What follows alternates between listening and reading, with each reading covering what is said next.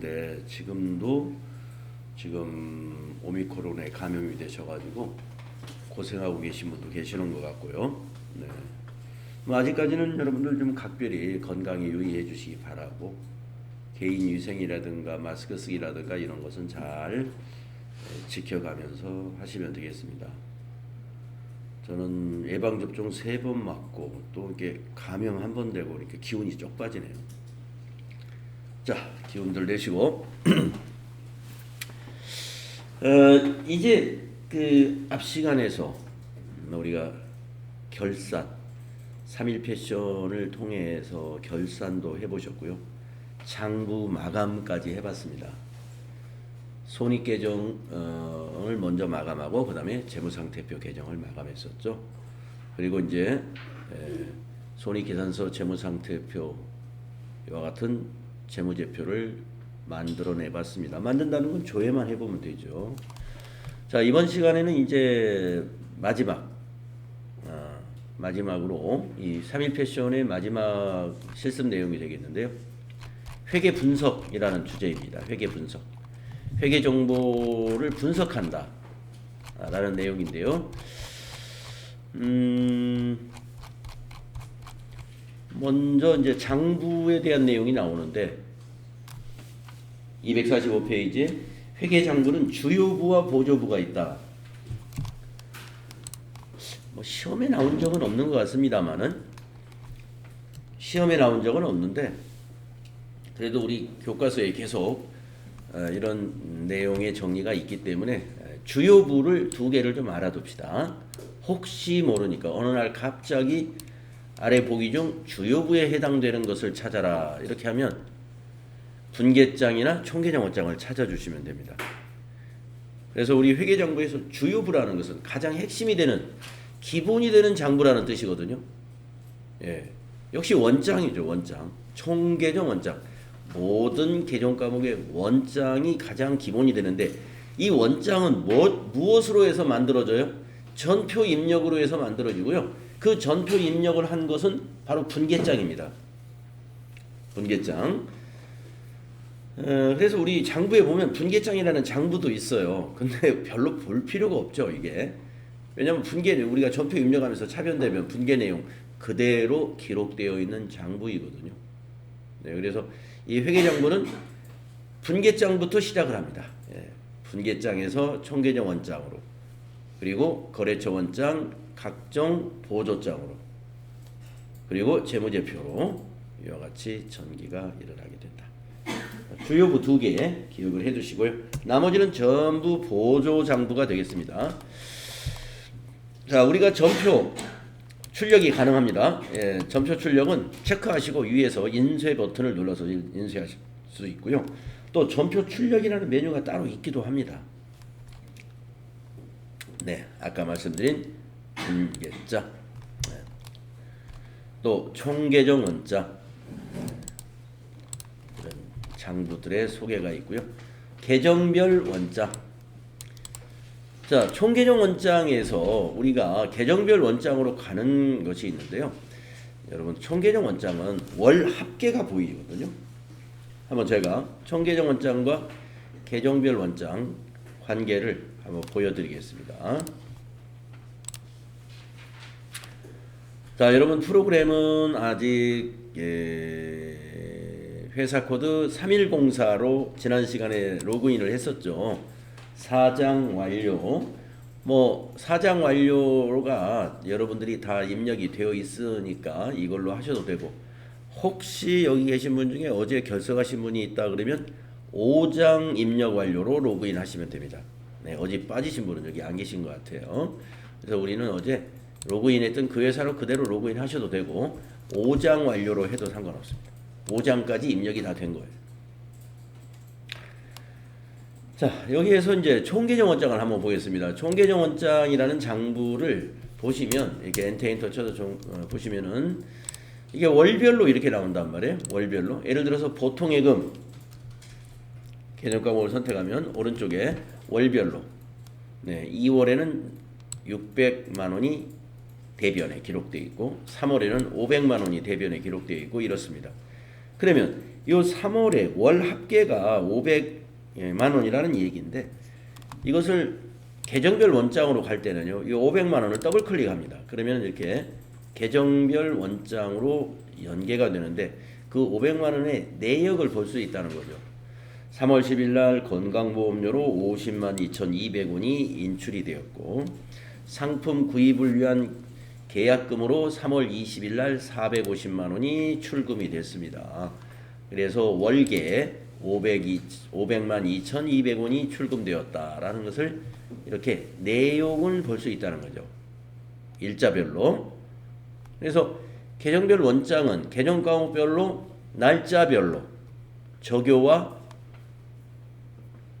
차대변 그리고 잔액이 보여지는 그 하나로 세부적인 장부가 되겠고요.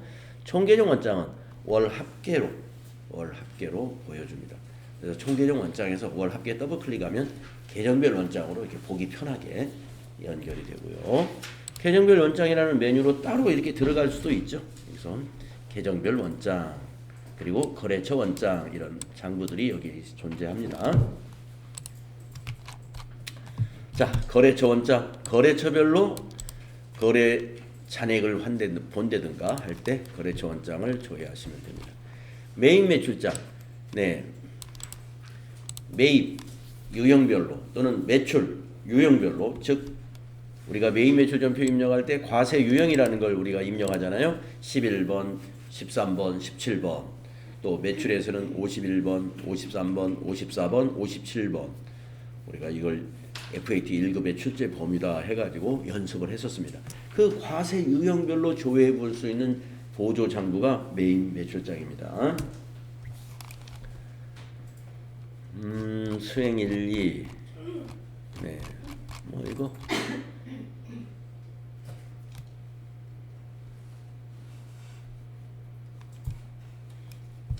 1번만 한번 해보죠. 재장부 검색 문제 1번. 자, 단기 중에 외상매입금 상환액은 이렇게 물어봤습니다. 총계정 원장 또는 계정별 원장을 조회하라. 저 같으면 총계정 원장 그냥 보겠어요. 네, 총계정 원장. 자, 총계정 원장 아까 저는 열어놨습니다. 네, 여기 열어놨으니까 왼쪽에 외상매입금만 찾으면 되겠네요. 외상매입금은 부채니까 여기서 찾을 수 있겠네요. 251번. 단기 중 하니까 여기 1월부터 12월달 여기에 단기 중. 자, 장부가 뭐 우리가 전표 입력을 아마 6월달 입력한 것이 있고 9월달 입력한 거 여기에만 외상 매입금이 있었나 봅니다. 자, 외상 매입금 상환이다 그랬어요. 갚았다는 얘기죠. 외상 매입금 상환액. 자, 여러분이 외상 매입금은 부채지 않습니까? 자, 부채는 외상 매입이 대변에서 증가하고 차변에서 감소하는 거죠. 부채는 대변에서 증가하고 차변에서 감소하는 것이다. 그러면 상환했다는 말은 감소했다는 말이죠. 네, 맞아요. 외상매입금 상환했다. 갚았으니까 부채가 감소한 것이죠. 네, 그래서 차대변 여러분 헷갈리시면 안 돼요. 이런 장부 보실 때, 네, 뭐 문제를 낼 때 외상매입금 차변의 합계가 얼마입니까? 이렇게 문제를 내지는 않거든요. 지금 여기 질문처럼 외상매입금 상환액이 얼마입니까? 이렇게 물어보는데 외상매입금은 부채지 상환했다. 그럼 부채가 감소해야지. 차변 금액을 물어보는구나. 1,000만 원이다. 이렇게 답변하시면 되겠습니다. 외상매입금 상환액은 부채 감소에 해당이 됩니다. 자, 이렇게 판단을 하실 수 있어야 되겠다. 나머지 다 마찬가지입니다. 그래서 수행 결과 뒤에 설명이 나와 있고요. 다음은 제 2절로 넘어가겠습니다. 회계정보 활용하기. 자, 처음에 제가 말씀드린 게 회계정보 분석이라는 게 지금 여기에 나와 있는 이 내용입니다. 자, 회계정보의 분석은 기업이 공시하고 있는 재무제표의 회계정보를 분석해서 그 기업의 정보 이용자들의 합리적 의사결정에 유용한 정보를 제공하는 것입니다.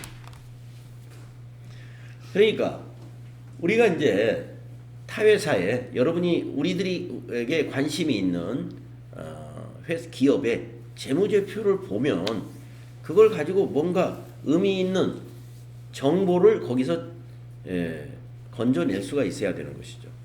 그 의미 있는 정보에 해당되는 것을 우리는 여기서 지표라고 할 수가 있습니다. 중요한 지표. 그래서 그 지표를 우리가 그 해석할 수 있는, 이해할 수 있는 지식을 우리가 갖춰야 되겠다. 그래서 재무상태표에 관련된 지표를 한번 공부를 해보겠습니다. 여러분, 재무상태표라는 재무제표는 그 기업의 재산 상태를 보여주는 거예요. 자산이 어떻게 되고 자산 중에 남의 자산에 해당되는 채무가 얼마이고 그 다음에 순수한 자기자본이 얼마이냐. 자산을 부채와 자본으로 구분해 가지고 표시하지 않습니까? 그러면 여러분들이 그 기업의 재무 상태를 보면 뭘 알 수 있을까요? 뭘 알 수 있을까요? 그 기업이 얼마나 안전한 기업인가? 내실이 있는 기업인가 하는 것이죠. 그리고 또 얼마나 그 재산 상태를 보면은 이 사람이 돈이 얼마나 많은가 이런 것도 알 수 있는 거죠. 지급 능력이라고 그러죠. 지급 능력. 예. 그러니까 재산은 굉장히 많은데 보니까 전부 다 회사 건물, 회사 토지, 회사 공장의 기계장치 이런 것밖에 별로 없어요. 은행에 예금도 조금밖에 없고. 그러면 그 회사가 재산은 굉장히 클 수가 있습니다. 땅도 많고 건물도 여기저기 있고, 네, 기계장치, 공장에 기계장치도 많이 있고. 그런 기업은 이제 고정자산은 많이 있는데 그런 기업의 지급 능력은 떨어질 수가 있어요. 지급 능력이 좋은 기업은 현찰이 많아야 됩니다. 예, 현금이라고 해서 우리가 꼭 금고에 넣는 현금만을 말하는 게 아니라 우리가 배웠던 당좌자산. 당좌자산은 뭐냐면 판매를 하지 않고도 지금 당장 현금화할 수 있는 자산들이에요. 통장에 가서 인출만 하면 현금이 되는 거니까. 그죠? 보통 예금에 있는 거, 당좌 예금에 들어있는 거, 1년 만기 정기 예금이라든가 또 단기 매매 증권이라든가 이런 단기에 처분할 수 있는 유가증권에 투자해 놓은 것들. 이게 당좌 자산입니다. 그래서 요 당좌 비율이라는 거 하나 보시면은요. 당좌 비율의 공식을 보세요. 당좌 자산을 유동부채로 나눴어요. 아까 말씀드린 대로 당좌 자산은 우리가 당좌 자산 개정 과목 딱 찍어라 그러면 현금, 보통예금, 당좌예금. 거기에 투자를 좀 하는 기업들은 단기 매매증권 같은 투자에다가 그 다음에 1년 만기에 정기예금 같은 거 많이 있을 수 있습니다.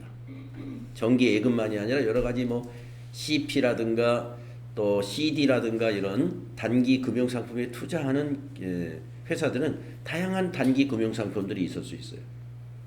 그래서 당좌자산은 바로 현금이 될 수 있는 자산이에요. 그것을 뭘로 나누느냐? 유동부채로 나누었어요. 그래서 만약에 우리 회사 당좌자산이 1,000만 원이 있다. 바로 현금화할 수 있는 것이.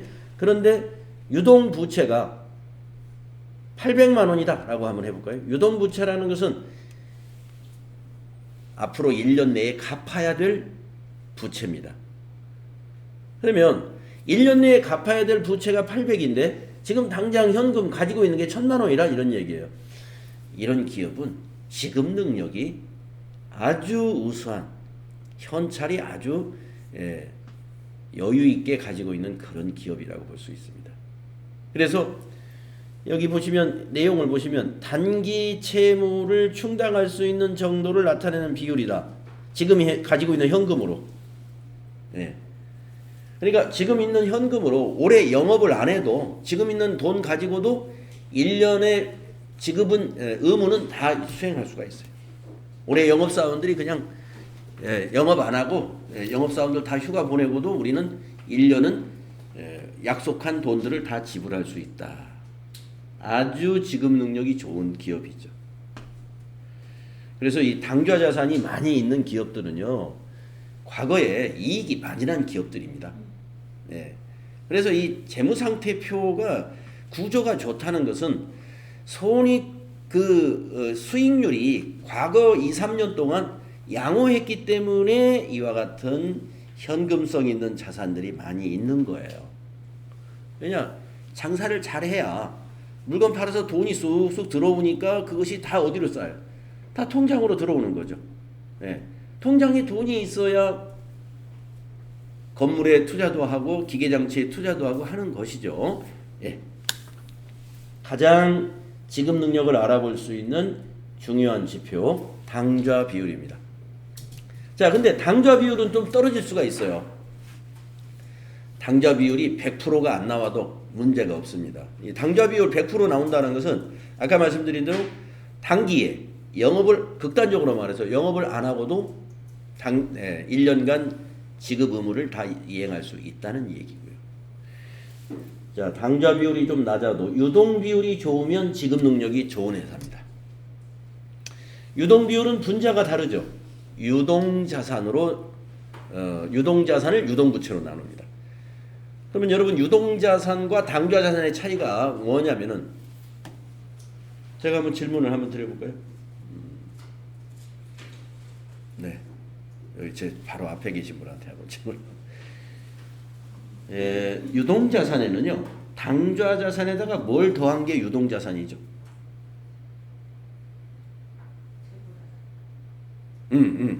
예, 맞아요. 재고 자산. 재고 자산이 더해진 게 유동 자산입니다. 그러면 재고 자산이라는 게 무엇이냐? 우리 상품 창고에 있는 상품 재고, 또 제조업 같으면 제품 창고에 있는 그 제품들이 재고 자산입니다. 그러니까 재고 자산이라는 것은 판매해야 돈이 되는 자산들이죠. 그러니까 재고 자산 당연히 상품이나 제품들 가지고 있으면 기업이 그 영업을 하기 위해서 존재하는 거니까 당연히 팔아야 되는 것이죠. 팔면 바로 돈 돼요. 자, 그래서 제품, 상품까지 모두 포함한 것이 유동 자산인데 당좌 자산 플러스 재고 자산이 유동 자산이에요. 그 유동 자산 포함해서 유동 비율이 100% 이상이 나온다. 그것도 굉장히 지급 능력이 좋은 비율에 해당이 됩니다. 지급 능력이 좋다. 최소한 유동 비율이 100% 정도는 되어야 어떻게 볼 수 있을까요? 그 기업이 돈에 쪼들리지 않는 기업이라고 볼 수가 있어요. 앞으로 1년은. 그렇죠? 영업하면서 갚아야 될 거 다 갚으니까. 그래서 만약에 유동 비율이 떨어지는 기업은 어떻게 돼요? 100%가 안 되는 기업은 그 기업의 사장님이나 아니면 재무 담당 직원분들은 차입을 할 것, 이 자금을 어떻게 조달해야 될지 대책을 마련해야 되겠죠.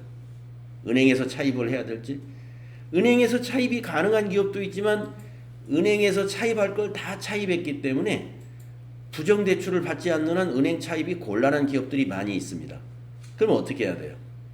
채권을 발행할 수 있는 능력이 있는 기업이면 금융감독원에 미리 허가를 받아가지고 채권 발행을 준비해야 되고, 그것도 안 되면은 주식을 증자하는 방법, 여러 가지 차입을 하든지 채권을 발행하든지 주식을 증자하든지 이러한 이 자금 조달 계획이 마련되어야만이 차기에 그 기업이 존속이 가능하겠죠. 그래서 자, 유동 비율, 당좌 비율, 이거는 지급 능력이다 이렇게 보시면 됩니다. 그러니까 제가 만약에 그 회사하고 외상거래, 신용거래를 하는 사업자 입장이다 그러면은 이 회사의 외상을 내가 주어도 뭐 머리가 아플까 머리가 아프지 않을까 이 판단을 할 때는 유동 비율을 보고 판단을 해야 돼. 유동 비율, 지급 능력이 있느냐 하는 걸 봐야 되겠습니다. 그래서 기업과 기업 간을 비교를 할 때도 그 기업이 얼마나 이렇게 지급 능력이 좋은 기업인가 하는 것은 두 회사의 유동 비율을 딱 비교해 보면 이 회사가 지급 능력이 훨씬 높은 회사구나 이런 판단을 할 수 있겠습니다. 자, 그 다음에 이제 요 두 개 부채 비율하고 자기 자본 비율은요 안전성이에요. 건전성, 안전성. 네. 자, 부채 비율이 높으면 위험한 회사입니다. 부채 비율이 높으면 위험하다. 어떻게 공식이 만들어지냐면 부채 총계를 자기 자본 총계로 나눕니다. 부채 총계를 자기 자본 총계, 자본 총계로 나눠요. 그래서 부채 비율이 100%다라고 하는 말은요. 부채 비율이 100%는 부채하고 자기 자본이 똑같다 이런 얘기입니다. 부채 비율이 높을수록 위험할 수가 있어요. 만약에 제가 5억의 재산을 가지고 있는데 제가 돈을 다 계산해보니까 제가 5억이에요. 5억인데 은행에 대출받은 게 2억 5천이 있다. 그러면 대출받은 게 바로 부채죠. 그리고 자기 자본은 뭐예요? 자기 자본은 내가 가지고 있는 5억에서 부채를 뺀 게 자기 자본이죠. 2억 5천 나누기 2억 5천 하니까 저는 부채 비율이 100%네요. 부채 비율 100%. 근데 부채 비율 100%가 인 기업이 그렇게 불량한 기업은 아닙니다. 그 정도만 해도 괜찮아요. 제 기억에 1900년도 초 IMF 시절에 IMF 1900년 이후 후반기죠. IMF가 후반기. 그때 우리나라에서 잘 나가는 기업들이 다 대기업들 계열사들인데 그런 기업들의 부채 비율이 제가 알기에 좀 건전하다는 기업이 400%, 정말 엉터리 같은 기업들은 1000%, 10배, 10배. 그러니까 자기 자본보다 부채가 10배인 회사들이 흔했습니다. 남의 돈으로 그 남의 돈이 다 은행 돈이었죠. 자, 그러니까 어떻게 돼요? 금융위기가 오면 그 부채 비율이 높은 회사들부터 차례대로 넘어가요. 무너지기 시작하죠. 그리고 그 기업에 대출해준 은행이 또 망했고요. 그래서 아주 우리가 정말 대단한 경험들을 해봤는데, 부채 비율 굉장히 관심 있게 관리를 해야 되고요. 부채 비율이 높은 기업은 위험한 기업이다 이렇게 보시면 되겠습니다. 자기 자본 비율은 높아야 되겠죠. 자기 자본 비율은 자기의 자본, 즉 자본을 자산 총계로 나눈 것입니다. 자기 자본. 그래서 자기 자본 비율이 100%인 기업이다라는 것은 부채가 하나도 없는 기업이에요. 가장 건전한 기업이죠. 그리고 자기 자본 비율이 이제 낮으면 낮을수록 건전성이 좀 떨어진다. 자기 자본 비율은 높을수록 좋은 것이요, 부채 비율은 낮을수록 좋은 것이다. 이렇게 판단하시면 되겠습니다. 그 맨 마지막에 있는 총자산 회전율 공식을 보시게 되면은 이 총자산 회전율은 매출액을 총자산으로 나눕니다. 그래서 이 회전율이 높은 회사가 1년에 자기 자산을 몇 번 회전시킬 수 있느냐 하는 것을 나타내는 것인데요. 자산을 효율적으로 이용하고 있는 기업이에요. 자산을 효율적으로 이용하고 있는 기업. 자산을 자꾸 회전시켜야 됩니다. 그런데 이 고정자산이 많은 기업들은 회전율이 떨어져요. 떨어져요. 장치산업 같은데 이 투자를 많이 하는 고정자산 투자가 많은 기업들은 이 회전율이 좀 떨어지고 고정자산 투자가 거의 없는 기업들이 많이 있죠. 요즘을 우리가 정보화 사회라고, 요즘만이 아니라 지금 벌써 한 20-30년 전부터 정보화 사회라고 그랬는데, 이 정보화 사회에 잘 나가는 기업들을 보세요. 뭐 엄청난 토지가 있고 공장을 많이 짓고 이런 거 없죠. 예. 그래서 뭐 우리 카카오 그룹이라든가 우리나라에도 네이버라든가 뭐 이런 기업들을 보세요. 무슨 공장을 가지고 있습니까? 뭘 하고 있습니까? 예. 이런 기업들은 총 매출액에 대한 총 자산, 그 기업들이 가지고 있는 그 자산들이 대부분 다 현금성이 뛰어난 자산들이에요. 그러니까 그걸로 재투자하고 하기 때문에 굉장히 회전율이 높은 것이고요. 고정자산이 많이 가지고 있는 기업들은 이 고정자산은 그걸 뜯어가지고 어떻게 재투자할 수 없죠. 땅 묶여 있는 거기 때문에 총자산 회전율이 좀 떨어지겠습니다. 그래서 총자산 회전율, 자산의 효율적인 이용 정도를 판단할 수 있다. 자, 시험에서 재무상태표 분석하는 이 지표에 대한 문제가 출제가 되고 있는데요. 지금까지는 공식을 다 줍니다. 공식을 여러분이 외우거나 할 것까지는 없어요. 시험에 대비를 위해서는. 그래서 공식을 주고 여러분이 조회해가지고 계산기로 계산을 해서 답을 찾으면 됩니다. 앞으로는 이제 답을 찾는 것보다는 단답형으로 기록하는 문제가 나올 것 같아요. 8월부터는. 그래서 아직 8월 이전의 시험은 단답형 문제는 내지를 않습니다. 전부 다 보기에서 고르는 문제로 사지선다형으로 문제를 내고 있습니다. 자, 시험 대비는 그렇지만 우리가 이제 회계를 공부한 회계 실무자를 실무자 과정을 공부하신 분으로서 우리가 부채 비율 또는 이런 유동 비율, 당좌 비율 이것을 어떻게 계산하는지 이것이 의미하는 게 뭔지는 그냥 뭐 책을 안 보고라도 내가 내 주변에 설명할 수 있을 정도로 상식을 갖춰야 되겠다. 자, 다음은 이제 손익계산서 관련된 지표를 보겠습니다. 손익계산서라는 것은 기업의 그 성과, 영업 성과를 나타내는 것이기 때문에 다 수익률입니다. 이익률이죠. 그래서 여기 수익률 지표 중에서 가장 많이 따져보고 있는 지표라고 그럴까요? 굉장히 중요한 지표가 영업이익률입니다. 영업이익률이 제일 중요해요.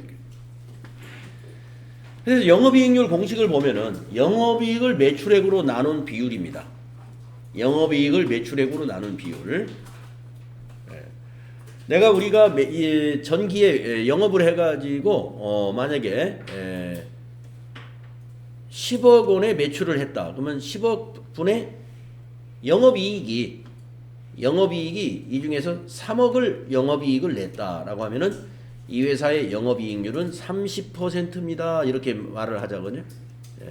곱하기 100을 하면 30%가 나오죠.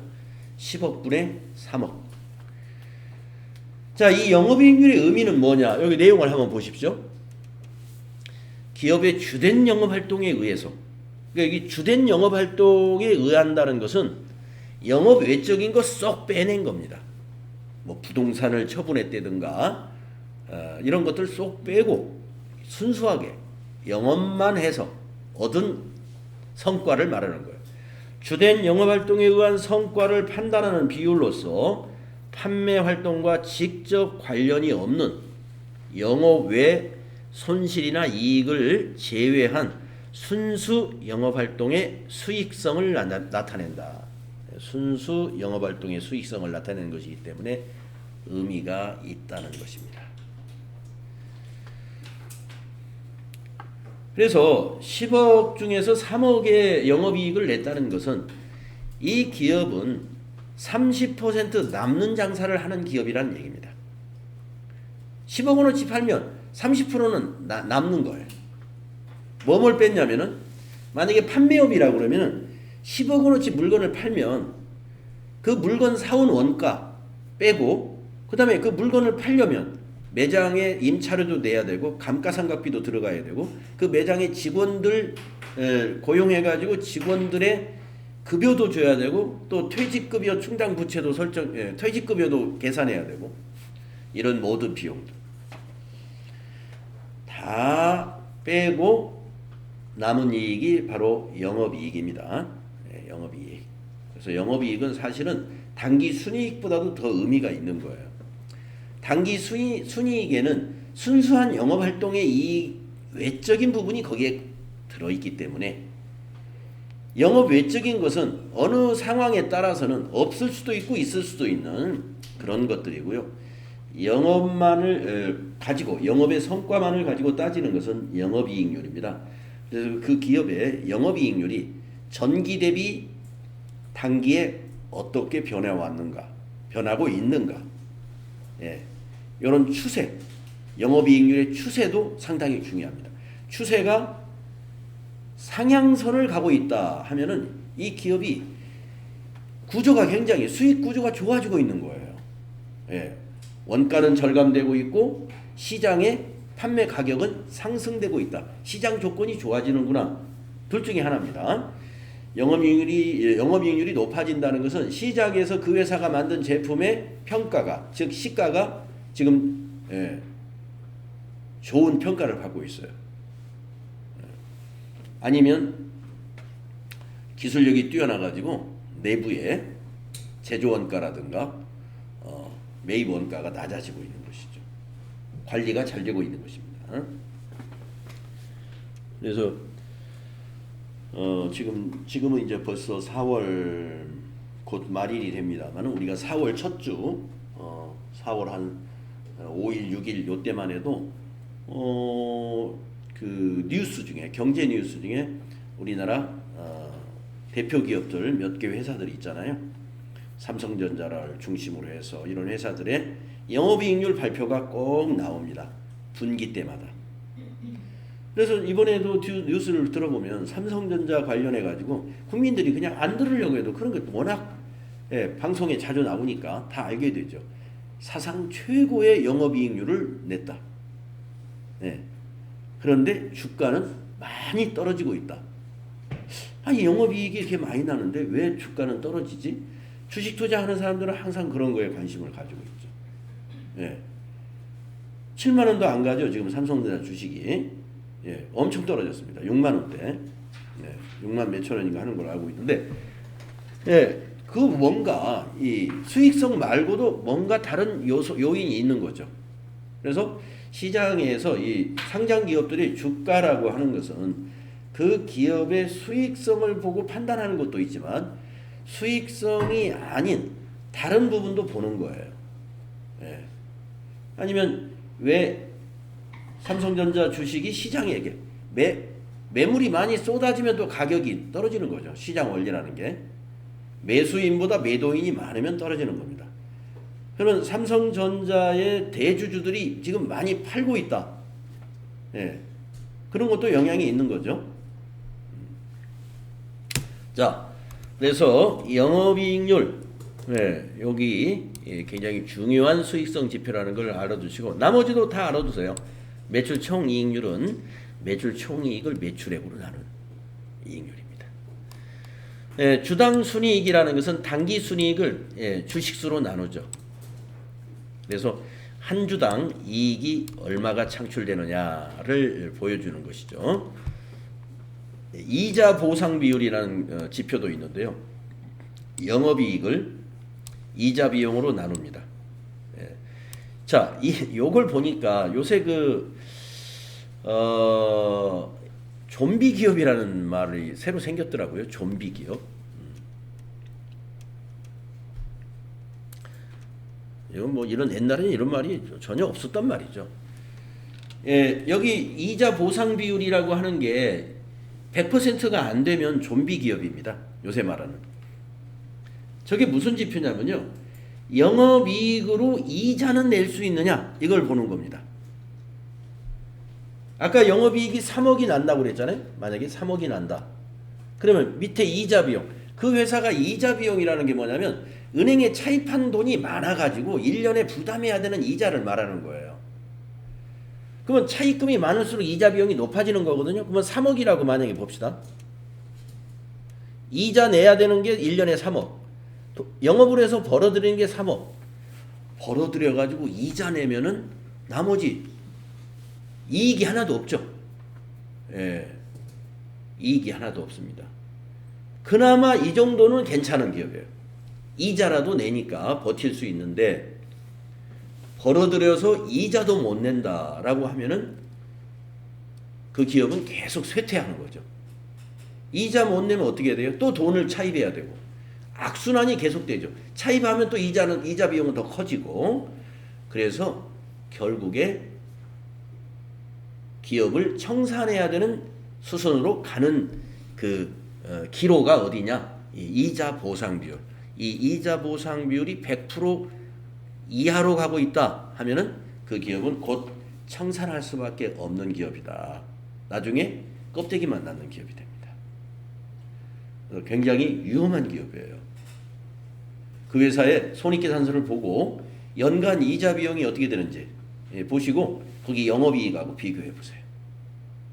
이자라도 낼 수 있는 기업인가? 이자도 못 내는 기업의 주가가 막 이렇게 떨어진다고 해서 막 사거나 이런 데서는 절대로 안 되는 거죠. 다른 사람들은 다 그 기업이 곧 망할 것이다 라고 하고 좀 주식시장에 돈을 내놓는, 주식을 내던지고 있는데, 아, 이게 떨어졌으니까 찬스인가 보다. 이게 사면은, 예, 전혀 이러한, 중요한 그 지표들을 분석해 보지 않고, 그냥, 판단해서 의사결정을 그렇게 해서는 안 된다. 그래서 우리가 이 회사의 기업의 재무제표라고 하는 것은 이 외부에서 그 회사의 재무정보, 회계정보 이용자들에게 어떤 의사결정을 하기 위한 자료로 제공하는 거거든요. 자료로. 그래서 그 의사결정을 하는 그 관계자들은 그 기업하고 거래를 하고 있는 매입 매출 관계의 그런 거래처 관계에 있는 사람들만이 아니고 또 그 회사에 돈을 빌려준 채권자, 은행들만의 관계가 아니고 이런 대중 일반 투자자들도 상장 기업들은 굉장히 많은 겁니다. 네.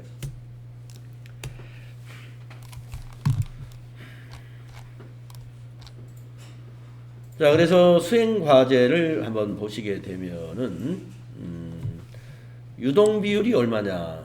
유동 비율을 계산할 때는 유동 자산을 유동 부채로 나누면 되는 것이죠. 유동 비율은 유동 자산을 유동 부채로 나누면 되는데 시험에서는 이렇게 내지를 않고 전기의 유동 비율은 얼마냐라고 했으면 어떻게 해요? 옆에다가 공식을 이렇게 써준다 이거예요. 여기까지 이렇게 공식을 써주면 여러분이 전기분이니까 재무상태표를 조회하면 오른쪽에 전기분이 있어요. 그래가지고 계산기로 이렇게 계산을 해서 요걸 답으로 찾으면 돼요. 자, 한번 재무상태표에 좀 익숙해지기 위해서 요거 한번 계산 한번 해봅시다. 자, 전기분 전기분의 그 유동 비율을 계산하라 그래서 굳이 이곳으로 갈 필요가 없습니다. 물론 여기에 가서 할 수도 있어요. 그런데 여기 가서 보지 마시고 그냥 재무상태표를 보시면 돼요. 12월로 조회해 보시면은 재무상태표는 비교식으로 나오거든요. 단기, 전기. 그래서 여기에서도 전기 걸 볼 수가 있습니다. 자, 유동자산 전기 걸 한번 찾아봅시다. 여기 있죠.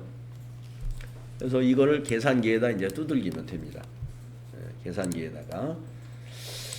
이 AT 시험 때 대면 시험에서는 이 프로그램, 우리 여러분들 우리 컴퓨터에 있는 보조 프로그램이 이 계산기 프로그램 시험장에서는 사용을 과거에는 했거든요. 근데 비대면 시험으로 가면서 이거 쓰지 말라고 하더라고요. 손계산기 쓰라고. 왜 그러는지 모르겠는데 이건 뭐 괜찮을 것 같은데. 자, 그래서 요걸 입력한 다음에 나누기 하시고 이제 유동부채를 밑에 가서 찾아보세요. 어디에 유동부채가 있는지. 이거잖아요. 유동부채. 이걸로 나누는 겁니다. 94, 662, 000 곱하기 100 하면은 117.12 이렇게 나오죠? 응? 왜 책하고 다르지? 내가 계산이 틀렸나요? 예, 제가 잘못 눌렀나 봅니다. 교재 계산한 게 맞나요? 그래요? 유동자산. 예, 계산기를 제가 잘못 두드린 것 같아요. 121 370 000 나누기 유동 부채 94662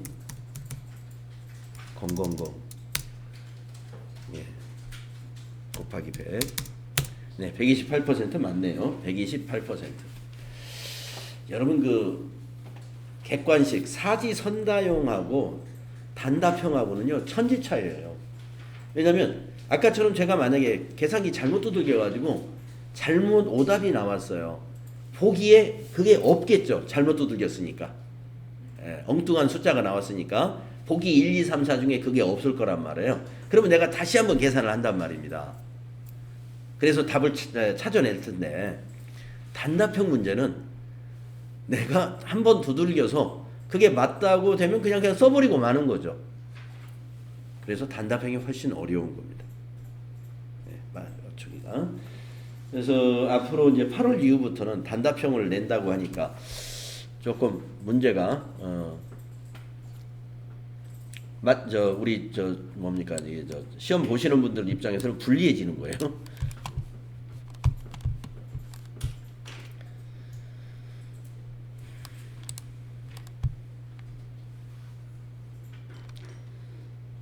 자, 세 번째 거 요거 하나 해보겠습니다. 당기의 주당 순이익은 얼마인가?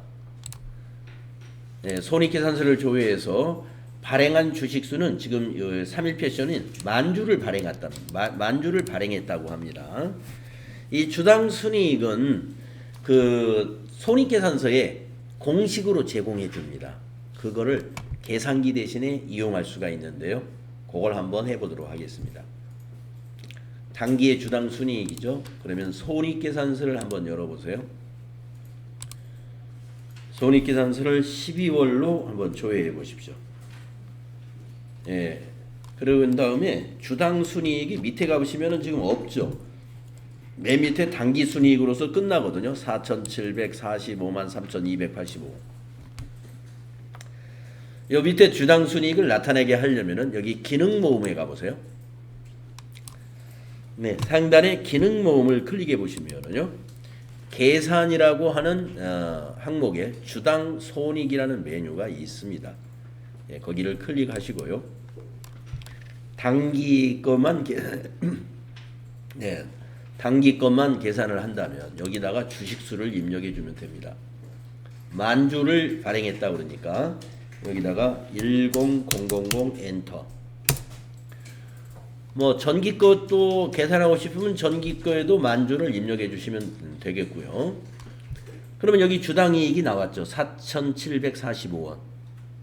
네, 확인해 주시면 돼요. 예, 그냥 여기서 그냥 요것만 다 확인하고 답을 기록하고 끝내도 됩니다만은 확인을 누르면 어떤 변화가 있느냐면은 손익계산서 맨 마지막 줄에 가면은 주당이익이라고 하는 항목이 하나 더 만들어집니다. 주당 이익. 그래서 여기 있는 위에 있던 당기순이익을 발행한 주식수로 나눈 그 값이 밑에 하나 손익계산서 밑에 한 줄이 더 추가가 돼요. 확인을 누르면 그래서 주당이익을 계산하라 그러면 계산기 없이도 바로 이 메뉴에서 바로 계산할 수 있습니다.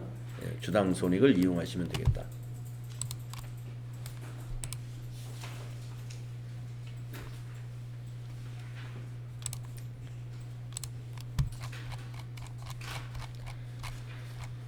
자, 다음 내용 보시면 이제 그 수행 결과들을 설명을 해 놨죠.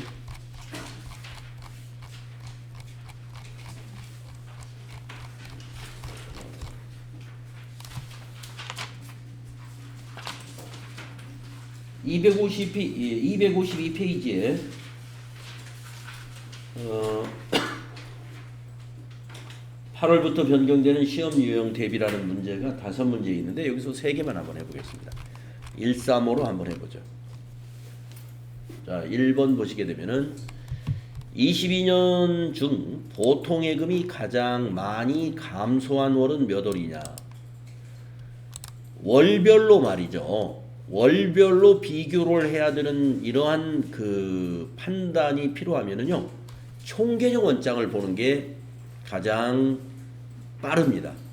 그 총계정 원장을 보시면 1년 1월부터 12월까지 한눈에 똑 들어오잖아요. 자, 총계정 원장을 열어보세요.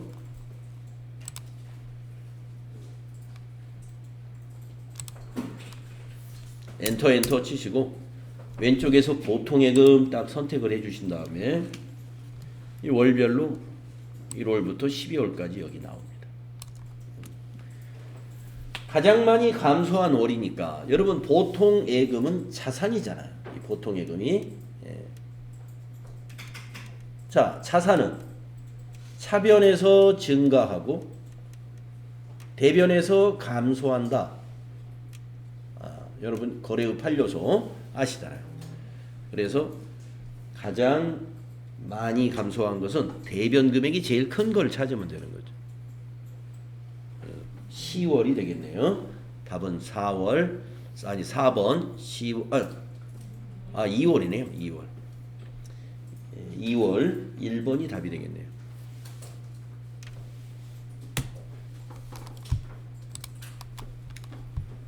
그 다음에 3번은 유동자산 중 현금화할 수 있는 당좌자산으로 단기 채무를 충당할 수 있는 정도를 나타내는 비율은 당좌 비율이다. 전기분 당좌 비율은 얼마인가? 소수점 이하는 버림할 것. 여러분 소수점 이하를 버림하라고 할 때 곱하기 100 한 다음에 버려야 됩니다. 곱하기 100 하기 전에 소수를 버려버리면 그건 계산이 엉터리가 나오는 거예요. 그러니까 어떤 문제에서 소수 이하를 버려라라고 할 때 공식에 뒤에 백분율 표시하는 곱하기 100이 있으면 곱하기 100까지 하고 나서 소수를 버려야 됩니다. 요것만 해서 나누고 소수 버려버리면 당연히 답이 틀리죠. 곱하기 100을 한 다음에 버려야 돼요. 자, 그래서 여기서는 지금 전기분 당좌 비율을 물어봤으니까 재무상태표에 가가지고 전기분의 당좌 자산을 110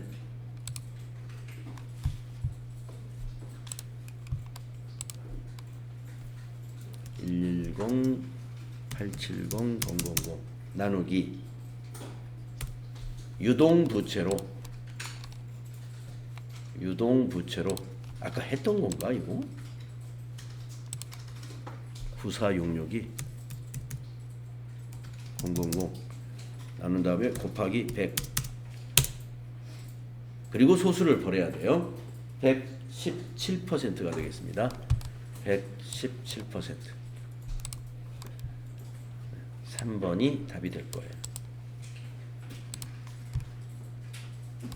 평소에 계산기로 이런 계산을 많이 안 해보셨다라고 하면 좀 연습이 필요할 거예요.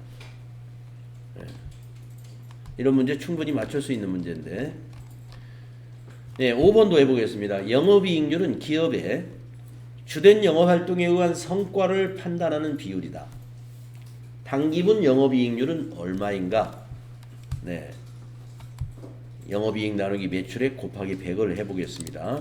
손익계산서에서 영업이익이 여기에 있네요. 계산기를 가지고 50 453 285 나누기 매출액 저 위에 있죠. 매출액 110 50 000 곱하기 100 45% 소수 절사하면 45% 2번에 답이 있네요. 영업이익률이 45%다. 괜찮은 영업이익률일 것 같습니다.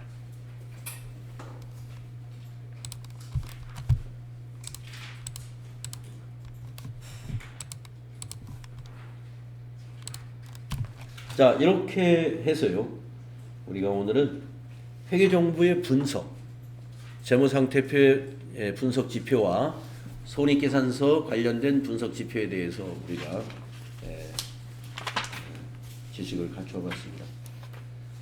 자, 그러면 좀 쉬는 시간 갖고요. 다음 시간에는 그 다음 장 유형별 연습 문제로 넘어가 보도록 하겠습니다.